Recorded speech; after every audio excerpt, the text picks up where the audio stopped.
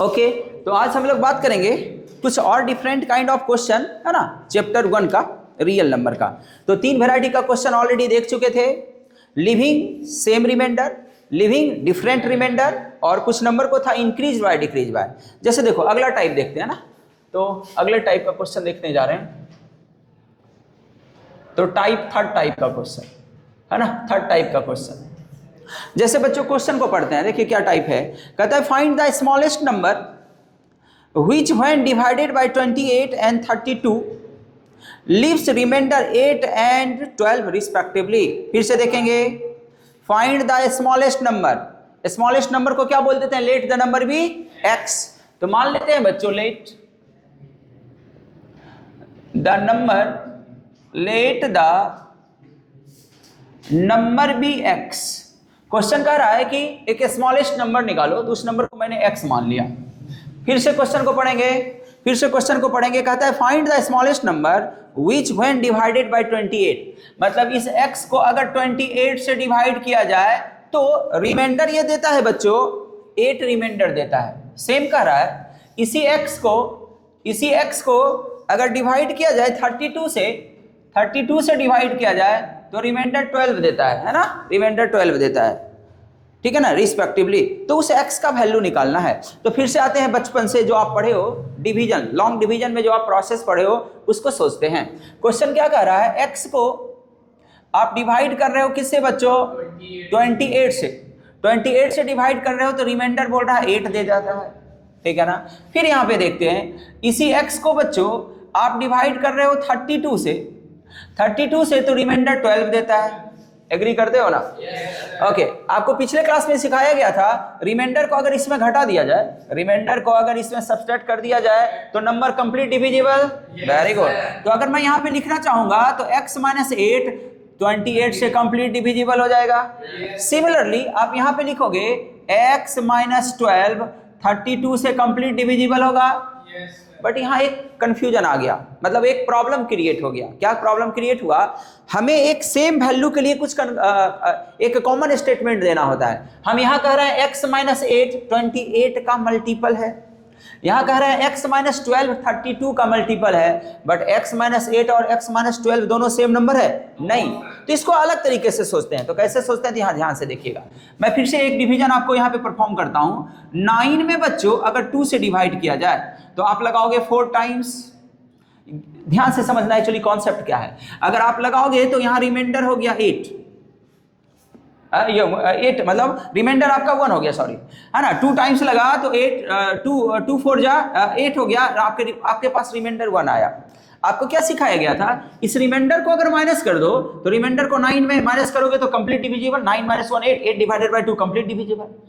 एक और तरीका है ना, एक और तरीका है कि ये माइनस ना करके हम अगले बार में, जैसे यहाँ थे 2 4 जा लगा 2 5 जा 10 होता, तो इस दोनों का डिफरेंस निकाल लो कि कितना डिफरेंस है इस दोनों का। इस दोनों का डिफरेंस 1 है, अगर इसमें ऐड कर दिया जाए तो ये 10 बन जाएगा।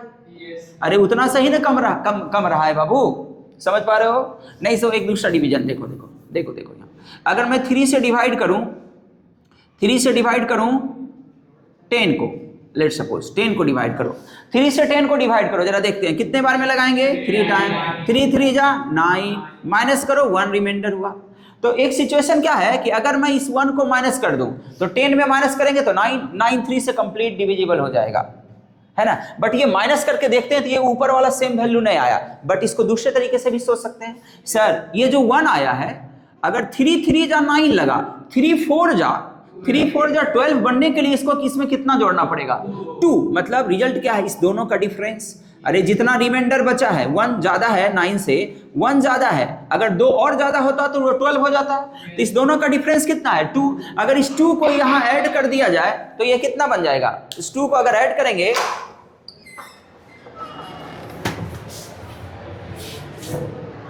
अगर इस 2 को ऐड करेंगे, बैठ जाइए यहाँ पे बैठो,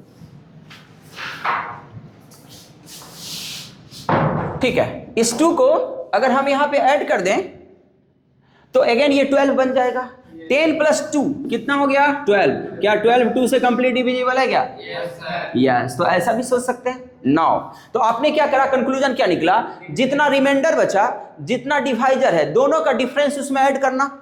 वही सिचुएशन यहाँ पे करते हैं। तो ये हमारे काम का नहीं था, हम इसको दूसरे तरीके से सोचते हैं। क्या, इस दोनों का डिफरेंस कितना, 20। अगर x में 20 ऐड कर दिया जाए तो x प्लस 20 अब 28 से कंप्लीट डिविजिबल होगा। Yes very good. 32 और 12 का डिफरेंस कितना है, 20। अगर इसमें ऐड किया कर दिया जाए तो x प्लस 20 क्या 32 से कंप्लीट डिविजिबल होगा। यस अब जरा गौर से देखिए तो x प्लस 20 यहां भी है, x प्लस 20 यहां भी है, सेम कॉमन स्टेटमेंट दे सकते हैं। अगेन हम क्या कहेंगे, x प्लस 20 28 का क्या है, 28 का मल्टीपल है। Very good. x प्लस, तो देखो क्या कर रहे हैं यहाँ पे बच्चों, x प्लस 20 28 का मल्टीपल है। यहां कह रहे हैं x प्लस 20 32 का मल्टीपल है। तो अगर एक कॉमन स्टेटमेंट दे दें तो हम क्या कहें, x प्लस 20 कॉमन मल्टीपल है किसका, 28 और किसका, 32 का।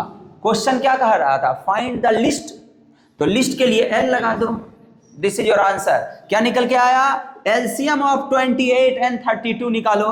तो एलसीएम 28 और 32 का निकाल सकते हो। Yes. कितना होगा, कितना होगा, तो निकालते हैं, है ना, आपको सिखाया गया है निकालने के लिए। बताइए,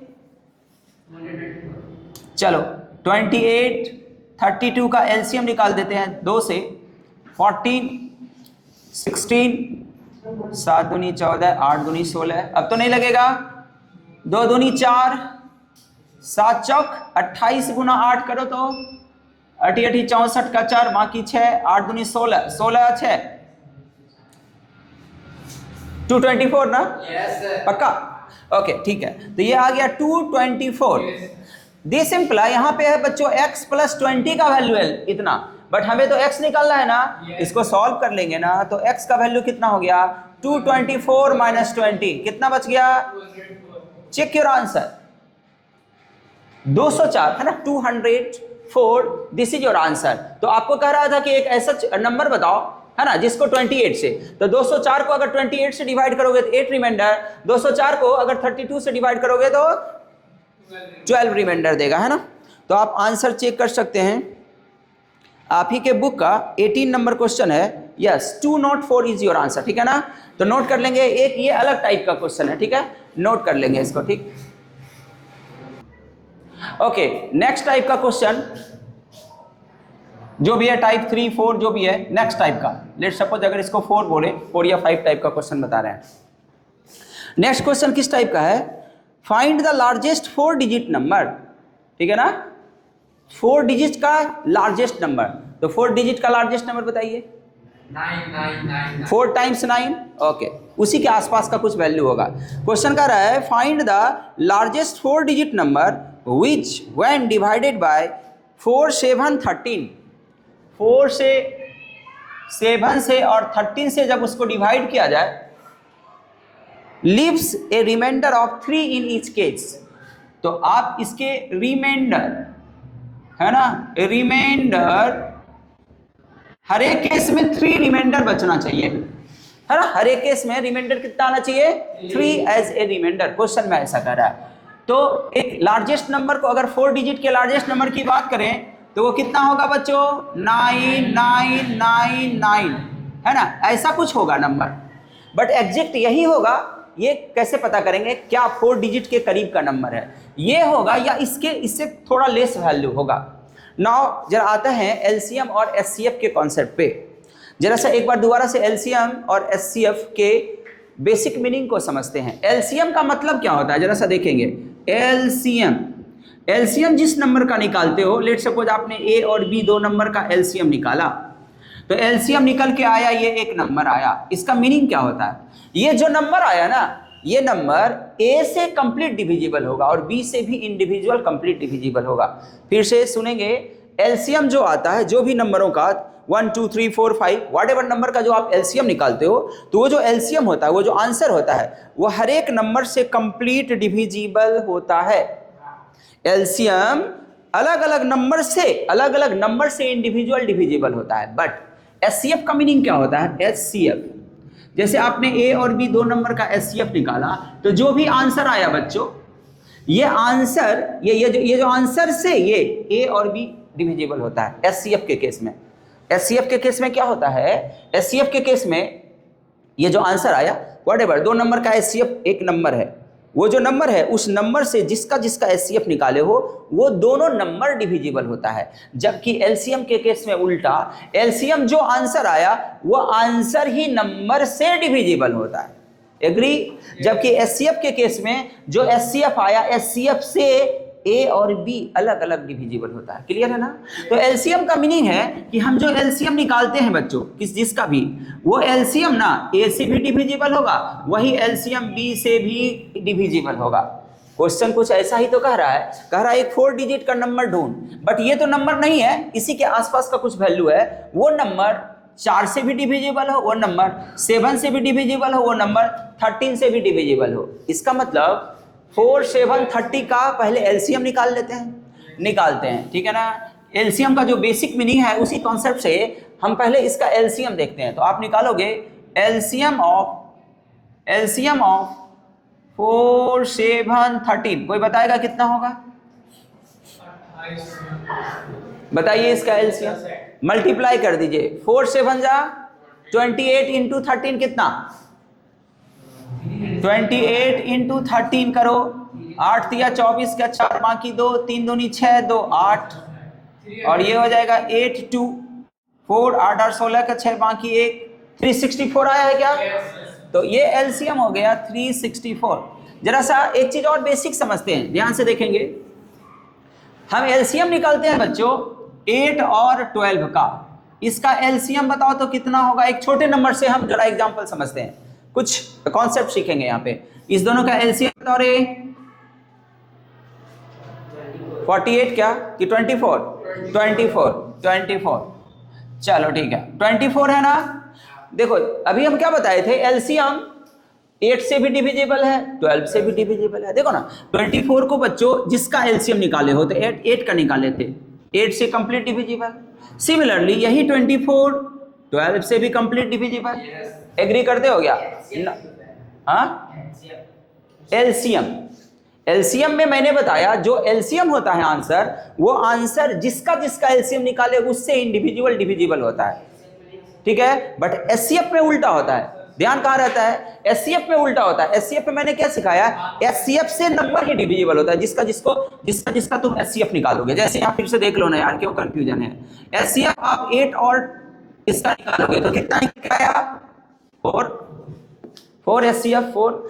इस 4 से 8 भी डिविजिबल है, इसी 4 से 12 भी डिविजिबल है। जबकि यहाँ उल्टा है, यहाँ जो एलसीएम है, एलसीएम 8 से डिविजिबल है, एलसीएम 12 से डिविजिबल है। This is the difference. Clear है ना? नाउ एक चीज और सिखाने की कोशिश करेंगे, यहाँ से एक कॉन्सेप्ट सीखते हैं। मैंने 8 और 12 का एलसीएम 24 निकाला, इसका मीनिंग हुआ 24 8 से भी डिविजिबल है, 24 12 से भी डिविजिबल है। मैं 24 का मल्टीपल लूं, 24 का मल्टीपल का मतलब 24 2 जा कितना? क्या ये भी 8 से डिविजिबल होगा? क्या ये भी 12 से डिविजिबल होगा? तो आंसर है यस। सिमिलरली 24 3 जा जो भी वैल्यू आएगा, क्या वो भी 8 से डिविजिबल होगा? 12 से भी डिविजिबल होगा? सर जब 24 8 और 12 से डिविजिबल है तो 12 का मल्टीपल कुछ भी लीजिए, 24 का मल्टीपल कुछ भी लेंगे वो भी इंडिविजुअल 8 और 12 से डिविजिबल होगा। क्लियर ना? इतना बात समझते हो ना?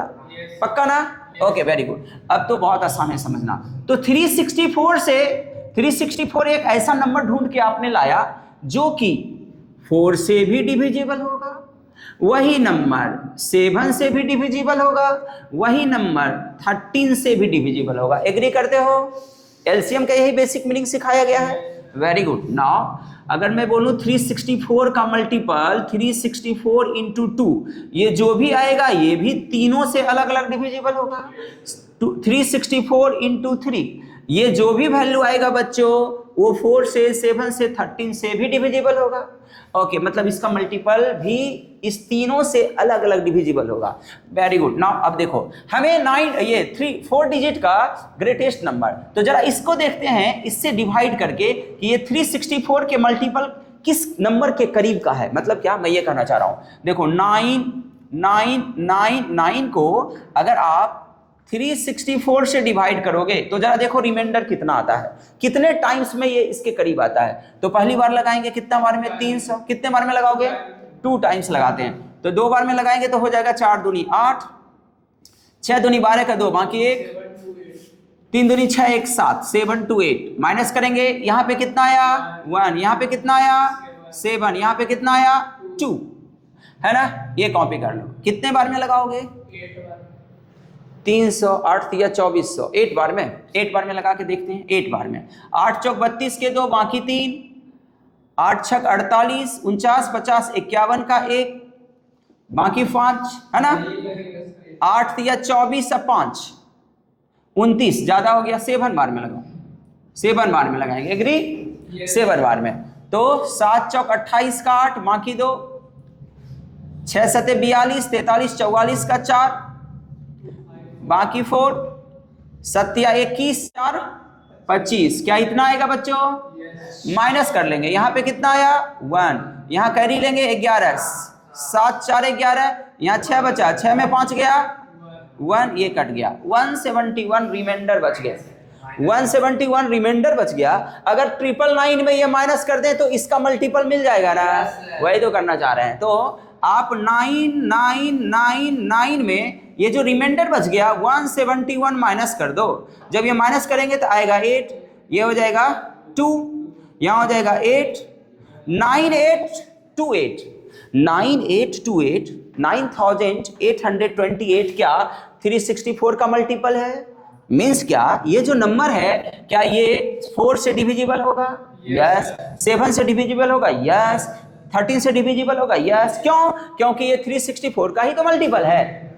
बट क्वेश्चन क्या कर रहा था, ये जो नंबर आपने ढूंढा है बच्चों 9828, ये तो कंप्लीट डिविजिबल है किससे बच्चों, 4 से भी, किससे, 7 से भी, और किससे, कंप्लीट डिविजिबल नहीं। रिमाइंडर बोलता है कितना, 3 होना चाहिए, तो इसमें +3 जोड़ दो ना, 3 बच जाएगा एक्स्ट्रा। एग्री कर रहे हो क्या, तो आपके पास, आप कॉन्सेप्ट समझ गए होगे, तो लिखेंगे required number be, required number be 9828 +3 कर देंगे, कितना होगा 8 3 11 का 1 बाकी 1 3 98, एग्री, अरे बोलो ना रे, this is your answer. I hope समझ गए होंगे, ठीक है। तो ये रिक्वायर्ड नंबर हो गया जिसको 4 से डिवाइड करो या 7 से डिवाइड करो या 13 से डिवाइड करो, हर एक केस में 3 रिमाइंडर देगा, ठीक है ना, नोट कर लीजिए। ओके, नाउ हम लोग डिस्कस करेंगे एक डिफरेंट टाइप ऑफ क्वेश्चन, है ना, कैसे सोचते हैं जरा देखते हैं इस क्वेश्चन को। क्वेश्चन है हमारे पास, सुनिएगा, फाइंड द लिस्ट नंबर, ठीक है ना। क्वेश्चन कहता है find the least number which should be added to, एक छोटा सा नंबर बताओ जिसको ऐड करना है, एक नंबर है 2497, so that the some is exactly divisible by 5 6 4 3। नहीं समझ में आया, ध्यान से देखते हैं क्वेश्चन को, मैं समझाता हूं पहले। क्वेश्चन कह रहा है बच्चों, एक नंबर है 2497, इसमें एक छोटा नंबर कितना है वो तुम्हें बताना है, कितना इसमें ऐड कर दिया जाए, है ना। ऐड करने के बाद जो वैल्यू आएगा, है ना, ऐड करने के बाद जो वैल्यू आएगा वो अलग अलग, है ना, वो अलग अलग 5 से भी डिविजिबल हो जाए, 6 से भी डिविजिबल हो जाए, 4 से भी डिविजिबल हो जाए, 3 से भी डिविजिबल हो जाए। समझ पा रहे हो क्या, कहता है इसमें कितना जोड़ दें, ऐसा नंबर बताओ, इसमें एक ऐसा छोटा नंबर बताओ कितना ऐड कर दें कि ऐड करने के बाद जो वैल्यू आएगा that number is individually divisible by 5 6 and 4 and 3। अगर 5 से भी डिवाइड करें, 6 से भी करें, 4 से भी करें, 3 से भी करें, है ना, ऐसा क्वेश्चन कर रहा है तो वो कंप्लीट डिविजिबल हो जाए। एग्री, अगेन आपके पास सोचने, आपको थोड़ा आइडिया मिल रहा होगा कि सर आपको इस चारों नंबर से एक कॉमन नंबर ढूंढना है, एक कॉमन नंबर ढूंढना है जिसको इस 5 से डिवाइड करें तो भी कंप्लीट हो जाए, 6 से डिवाइड करें तो भी कंप्लीट डिविजिबल हो जाए, 4 से भी डिवाइड करें तो भी डिविजिबल हो जाए, तो इसको क्या करना है, इस चारों नंबर का क्या निकालेंगे, एलसीएम। इतना तो सीख गए अभी बताए थे। तो आपके पास ये समझ में आ गया कि एक कॉमन नंबर हमें निकालना है जो कि हर एक नंबर से डिविजिबल हो जाए। इसका मतलब इस चारों नंबर का एलसीएम के बारे में बात कर रहे हैं। चलो निकाल लो ना। तो एलसीएम निकालते हैं बच्चों। एलसीएम निकालते हैं किसका 5 का, 6 का, 4 का, 3 का एलसीएम निकालते हैं। तो LCM of this is equal to कितना, 60। चलो ठीक है, एलसीएम निकालते हैं तो सबको आता है। नाउ 60 5 से भी डिविजिबल है बच्चों, 6 से भी डिविजिबल है, 4 से भी डिविजिबल है, 3 से भी डिविजिबल है। ठीक है ना, एग्री करते हो ना। तो इस तीनों से डिविजिबल है ना, अरे एग्री। नाउ इसका मल्टीपल 60 का मल्टीपल भी इस चारों नंबर से डिविजिबल होगा। तो 60 का मल्टीपल अब हमको ये कर रहा है 2497 में कितना जोड़ना है। तो जरा इसको डिवाइड करके देखो कि पहले हम लोग डिवाइड करके देखते हैं कि 60 का ये मल्टीपल किस नंबर के करीब है 2497। तो हम लोग डिवाइड करते हैं 2497 को 60 से डिवाइड करो। कितने बार में लगाएंगे पहले 249, 6 चौक 24, 240। तो 4 बार में लगाओ, 6 चौक 24, 240 माइनस करो, कितना आया बच्चों 9। ये तो आपका कैंसिल आउट हो गया, आया 7। अब 60 को कितना बार में लगाएंगे, एक बार में। तो एक बार में लगाओ 60, कितना रिमाइंडर आ गया 37। अब जरा ध्यान से देखो, इसमें क्वेश्चन में कह रहा है इसमें क्या ऐड करें, मतलब क्या 60 से एक बार और लग जाता, एक के जगह 2 बार में 120, बट ये इसमें ये नंबर कुछ ऐड करते हैं तब ना। तो देखेंगे इस दोनों का डिफरेंस ऐड कर दो ना। इस दोनों का डिफरेंस कितना है, 60 में 37 घटाओ। तो 60 में 37 घटाइए, यहाँ पे आ जाएगा 3, यहाँ आ गया 2, 23 ना बाबू। तो 23 कम जा रहा है। अगर 37 में 23 जोड़ेंगे तो ये 60 बन जाएगा। मतलब क्या, इसमें 23 ऐड कर दीजिए। तो लिखेंगे required number is equal to 2497। इसमें अगर 23 ऐड कर दोगे तो 60 के अगले टेबल में है ना 62 जा, ये कंप्लीट डिविजिबल हो जाता। क्लियर है। तो वही तो क्वेश्चन था कि कितना ऐड करें, तो आंसर मिल गया ना। तो answer is 23 must be added to 2497, है ना, so that it will be complete divisible by 5, 6, 4 and 3। ठीक है ना। तो इसका आंसर बताओ कितना आया, 7 3 10 की 0 बाकी 1, 9 2 11, 1 12 का 2 बाकी 1 5, 2520। This is your answer.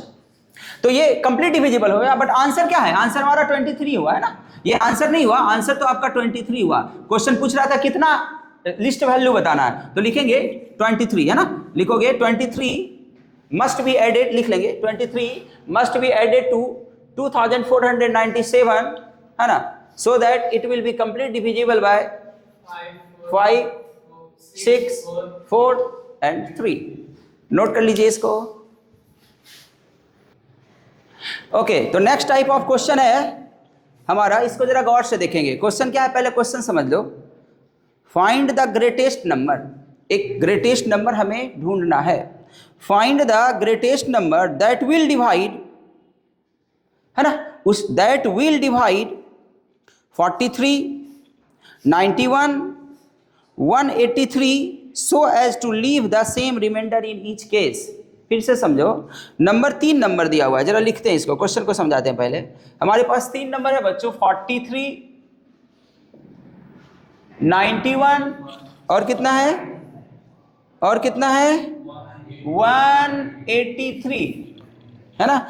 Question क्या कहता है, find the greatest number that will divide, मतलब मान लेते हैं उस नंबर को x, उस ग्रेटेस्ट नंबर को हम मान लेते हैं x। समझ पा रहे हो क्या। तो वो x के बारे में कह रहा है जो x इसको भी डिवाइड करे, x इसको भी डिवाइड करे और x इसको भी डिवाइड करे, और तीनों केस में जो रिमाइंडर दे, यहां भी कुछ रिमाइंडर दे, है ना, यहां भी x से डिवाइड करने के बाद कुछ रिमाइंडर मिले, और यहां भी डिवाइड करने के बाद सेम रिमाइंडर दे।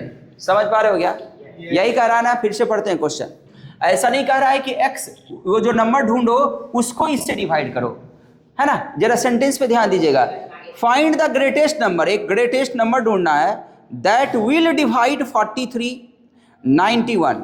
तो दैट विल डिवाइड मतलब वो नंबर इसको डिवाइड करे, इसको डिवाइड करे, तो हर एक केस में सेम रिमाइंडर मिले, वॉट एवर रिमाइंडर मिले, आई डोंट नो क्या मिलता है, मान लेते हैं आर मिलता है, तो यहां भी बोलेंगे कि रिमाइंडर आर ही होना चाहिए बच्चों, और यहां भी रिमाइंडर जो भी है आर का वैल्यू सेम होना चाहिए। अगर 2 मिला तो 2 2 2 तीनों केस में, 3 मिला तो 3 3 3, है ना, हर एक केस में रिमाइंडर सेम होना चाहिए। ऐसा सिचुएशन, अगेन डिवीजन वाला कॉन्सेप्ट लगाते हैं, ठीक है ना। तो हमें वो एक्स ढूंढना है, जरा ध्यान से देखेंगे। इसका मतलब क्या हुआ, x से 43 को डिवाइड करोगे तो रिमाइंडर आर देना चाहिए, ठीक है ना। इस क्वोशेंट में हमें इंटरेस्ट नहीं है, क्वोशेंट समझते हो ना। लेट्स सपोज डिवाइड किए, वो 1 टाइम्स लगे कि 2 टाइम्स लगे कि 3 टाइम्स लगे, आई डोंट नो। अच्छा एक चीज बताओ, और जब भी कोई डिवीजन आज से बचपन से करते आ रहे हो, एक चीज नोटिस किए हो, ये जो क्वोशेंट होता है ऑलवेज पॉजिटिव होता है, ऑलवेज पॉजिटिव नंबर होता है, पॉजिटिव नेचुरल नंबर बोल सकते हो, है ना। अरे यस, सोचो सोचो, कभी निगेटिव क्वोशेंट देखे हो, किसी भी डिवीजन को किए हो, तो यहाँ जो क्वोशेंट आया है ये तो ऑलवेज पॉजिटिव नंबर आता है। अरे आता है कि नहीं, अरे आता है, पॉजिटिव इंटीजर बोल सकते हो, ठीक है ना, ऑलवेज पॉजिटिव, तो भी क्वोशेंट कभी निगेटिव नहीं आता। जैसे जैसे कोई एग्जांपल बताइए, बोलिए किसको किससे डिवाइड करना है, -4 डिवाइडेड बाय 2, तो आप कैसे डिवाइड करते हो, 4 में 2 से डिवाइड करते हो कि माइनस को लेके चलते हो, तो आपके पास क्वोशेंट क्या आता है 2, तो आंसर बोलते हो माइनस लगा था तो -2, क्वोशेंट नेवर नेगेटिव। अरे होता है क्या किसी भी डिवीजन में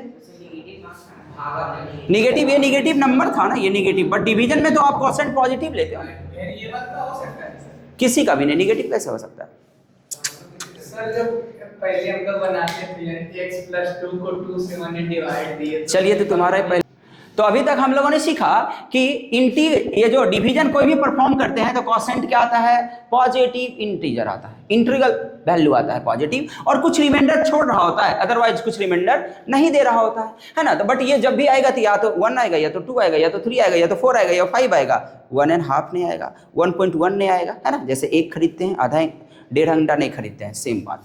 तो इसी बात को यहाँ पे लगाते हैं कॉन्सेप्ट को, है ना। जरा ध्यान से देखो, जब क्या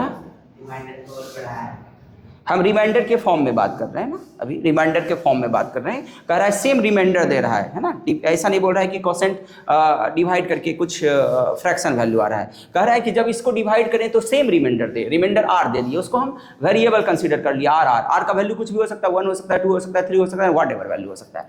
नाउ ये जो क्वोशेंट आएगा ये ऑलवेज क्या होगा, एक इंटीजर आएगा, इंटीजर, तो इसको इस इंटीजर से हमें पता नहीं, तो लेट्स सपोज यहाँ पे इंटीजर आया, इसको हम क्वोशेंट को Q1 बोल देते हैं, एग्री। सिमिलरली आपने इसी x से किसको डिवाइड किया, 91 को डिवाइड किया, तो रिमाइंडर इस बार भी सेम, ये आर लिए है तो ये भी आर लिए हैं, बट यहाँ का क्वोशेंट पता नहीं, Q2 आ सकता है ना, हो सकता है ये 3 बार लगा हो सकता है ये 5 बार लगा हो, बट ये लगा होगा इंटीजर ही होगा, कोई एक पॉजिटिव इंटीजर होगा, Q1 भी पॉजिटिव इंटीजर, Q2 भी पॉजिटिव इंटीजर होगा, एग्री करते हो ना, वेरी गुड। सिमिलरली अगर इसको रियलाइज करा जाए, बच्चों, इसी x से आप किसको भाग दे रहे हो, 183 को, तो आपके पास रिमाइंडर वही बच रहा है और ये Q3 बचा होगा, मतलब रिमाइंडर यहाँ पे क्वोशेंट Q3 आया होगा, ये एक इंटीजर वैल्यू होगा, या तो 1 होगा, या तो 2 होगा, या तो 3 होगा, या तो 4 होगा, या तो 5 होगा, आई डोंट नो, बट तीनों डिफरेंट हो सकता है, तीनों सेम भी हो सकता है ना, डिपेंड करता है कि ये नंबर क्या है ना, ये x क्या है ना, समझ पा रहे हो, ओके वेरी गुड। एक चीज और मैं आपसे पूछना चाहता हूँ बच्चों, यहाँ पे देखिएगा, इस 9 को अगर आप 2 से डिवाइड कर रहे हो, 2 से, तो 4 टाइम्स लगाते हो 8, 1 को रिमाइंडर बोलते हो, और इस 4 को क्वोशेंट बोलते हो, इसको डिवाइजर बोलते हो, इसको डिविडेंड बोलते हो। तो ये जो 9 है डिविडेंड, इसको क्या लिखते हो, this into this plus this, तो लिखते हो ना रे, 2 इंटू 4 प्लस 1 लिखते हो कि नहीं, एग्री, वेरी गुड। तो मैं आपसे पूछूं कि 43 को क्या लिखना पसंद करोगे, तो दिस इंटू दिस, अरे लिख सकते हो, तो लिखेंगे x into Q1 plus R, समझ पा रहे हो क्या। सिमिलरली अगर मैं पूछूं 91 को क्या लिखना पसंद करोगे, very good, x into Q2 plus R, agree. Similarly मैं आपसे यहाँ पे पूछूं इसको 183 को क्या लिखेंगे, तो इसको एक इक्वेशन बोल दो, या यहाँ लिखते हैं ना, इसको यहाँ लिखते हैं इसके नीचे, है ना, 91 लिखते हैं बच्चों यहाँ पे। 91 इज इक्वल टू लिखना पसंद करेंगे this into this plus R, agree ना। तो लिखेंगे बच्चों x into Q2 plus are. इसको एक इक्वेशन बोलो बच्चों, इसको सेकेंड इक्वेशन बोलो। सिमिलरली 183 को क्या लिखना पसंद करोगे, हाँ x into Q3 plus are, इसको 3 इक्वेशन बोल देंगे, है ना। अब जरा सा देखो तो हमें तो कोई एक कॉमन स्टेटमेंट लाना है ना, ठीक है। अभी क्या करते हैं 1 में 2 को, क्योंकि r हमें आके डिस्टर्ब कर रहा है, r को कैंसिल आउट करना चाहते हैं, तो तीनों में रिलेशनशिप लाने के लिए क्या करेंगे, इस दोनों को एक बार एक दूसरे में घटा देंगे, इस दोनों को इस दूसरे में घटा लेंगे, और फर्स्ट और थर्ड को एक दूसरे में घटा लेंगे। क्लियर है। तो एक बार लिखो, ऐसा लिखो, from second minus first. Second में फर्स्ट को घटाओगे, सेकेंड में तो 91 में 43 को घटाओ, यहां लिख लो, नहीं तो लिख देते हैं, पहले सेकेंड को लिखते हैं बच्चों। सेकेंड है हमारे पास 91 is equal to x Q2 plus R है बाबू, और फर्स्ट को लिखते हैं 43 is equal to x Q1 plus R है क्या, ठीक है ना। माइनस कर रहे हो तो ये माइनस ये भी minus, R plus minus cancel out, इस दोनों का डिफरेंस कितना आया, 48 पक्का, यस कितना, 48 इज इक्वल टू, ये क्या आ गया, x कॉमन आ गया, यहां आया Q2 माइनस, जरा गौर से देखो तो Q2 माइनस Q1 अगेन एक इंटीजर होगा, अरे होगा, इंटीजर इंटू सम कांस्टेंट है, मतलब कंप्लीट डिविजिबल का केस है। ओके, इसको बोल दो 4 नंबर इक्वेशन, यहीं पे इसको छोड़ दो। अरे ठीक है, समझ पा रहे हो क्या, ओके वेरी गुड। इस बार क्या करो, 3 में सेकंड को माइनस करो, 3 में सेकंड को माइनस करो, तो लिखते हैं बच्चों from third minus second. Third में सेकेंड को माइनस करेंगे तो पहले थर्ड इक्वेशन को लिख लेते हैं। थर्ड हमारे पास 183 is equal to x Q3 plus R, और सेकेंड है हमारे पास 91 is equal to x Q2 plus R. दोनों को माइनस करोगे तो माइनस माइनस, आर से आर कैंसिल आउट, तो ये दोनों का डिफरेंस बताओ। 183 में 91 घटाओ ना 2, 92 क्या, तो ये बच्चों ये हो गया 92 is equal to how much, 92 is equal to how much, ये हमारे पास हो गया 92 इंटू, है ना, x, और ये हो जाएगा Q3 माइनस Q2, है ना। तो इसको यहाँ पे हम लिखते हैं ना, यहाँ दिख नहीं रहा है, तो हम लोग लिख लिए। हमारे पास जब सब्सट्रैक्ट किए तो 92 किसके बराबर आया, 92 आ गया बच्चों x into Q3 minus Q2, इसको इक्वेशन 4 बोल चुके हैं, 5 बोल देते हैं, एग्री। ओके, एक रिलेशन यहाँ देखो, यहाँ पे आया है x इंटू दिस, यहाँ पे आया है x into this, agree. Okay, एक बार क्या करते हैं 1 और 3 को माइनस कर लेते हैं ना, 1 और 3 को क्या क्या किए, एक बार 1 2 लिए, एक बार 2 3 लिए, एक बार 1 3 ले लेते हैं ना। तो 1 3 हमारे पास क्या हो जाएगा, लिखो फ्रॉम थर्ड माइनस फर्स्ट। तो थर्ड है हमारे पास 183 is equal to x Q3 plus R, और फर्स्ट है बच्चों 43 is equal to x Q1 plus R, है ना। माइनस करो, आर कैंसिल आउट हो गया, यहाँ पे कितना हो गया 0 140, एग्री करते हो क्या, 140 is equal to x common ले लेंगे, हमारे पास Q3 माइनस Q1, क्लियर है। एक ठीक है ना, इसको बोल दो 6 नंबर इक्वेशन। जरा इसको फील करते हैं, इसको ये जो हमारे पास आया 48 is equal to x into some integer, इसका मतलब क्या होता है, x से ये कंप्लीट डिविजिबल है, अरे हाँ x से कंप्लीट डिविजिबल है ना। ध्यान से देखो क्या कहना चाह रहे हैं, दोबारा इस बात को समझिए। 48 is equal to x into some integer minus integer, है ना। तो ये भी इंटीजर होगा क्या, अरे इंटीजर माइनस इंटीजर एक इंटीजर आएगा ना। ओके, तो ये है x किसी इंटीजर का मल्टीपल है, इसका मतलब 48 को x डिवाइड किया होगा तो एक इंटीग्रल वैल्यू दिया होगा, कुछ रिमाइंडर नहीं छोड़ा होगा। अरे एग्री करते हो, मतलब 48 x से कंप्लीटली डिविजिबल हुआ, लिख पा सकते हो इसको क्या। तो फ्रॉम 4 5 एंड 6, है ना, इक्वेशन 4 5 एंड 6 से आप क्या कह सकते हो, 4 से आप कह सकते हो 48 लिख सकते हो ऐसे, फ्रॉम 4 इक्वेशन 4, 5 एंड 6 से। 6 से आप क्या कहना चाह रहे हो बच्चों कि 48 किससे डिविजिबल है? x से कंप्लीट डिविजिबल है। Very good. सिमिलरली 92 x से कंप्लीट डिविजिबल है। एग्री करते हो क्या? ओके यहाँ पे देखो 140 x से कंप्लीट डिविजिबल होके एक इंटीग्रल वैल्यू देता है, कुछ रिमाइंडर नहीं छोड़ रहा है। देखो ना, अब यहाँ पे देखो आ जाते हैं बेसिक कॉन्सेप्ट। x 48 का क्या है? फैक्टर है।